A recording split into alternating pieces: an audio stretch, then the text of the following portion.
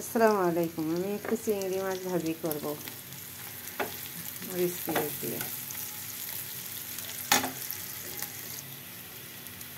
এখানে আমি একটু লবণ দিব,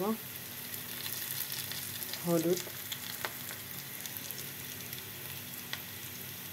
জিরার গুঁড়া, একটু মরিচের গুঁড়া দিলাম।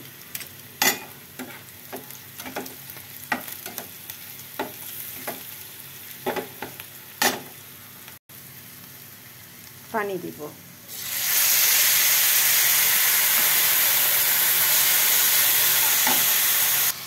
এখন আমি মাছ দিব, ইসলা মাছ দেব।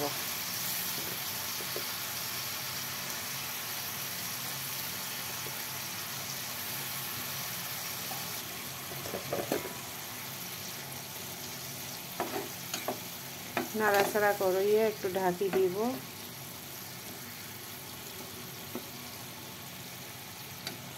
আমাদের মতো করে কেটে ভাজি করে খান, জানাবেন কমেন্টে।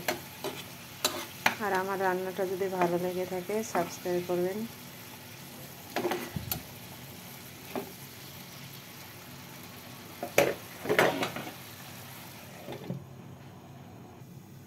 আমার ভাজিটা হয়ে গেছে।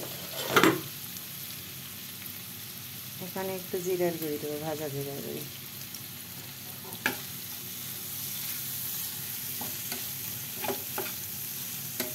আমার মেয়ে এইভাবে খেতে পছন্দ করে, যেন রান্না করলাম। আমার রান্নাটা যদি ভালো লেগে থাকে তাহলে আমাকে সাপোর্ট করেন, আমার পাশেই থাকেন, যেন আমি আরও সুন্দর রান্না করতে পারি। আমি বসে কথা বলতে পারি না।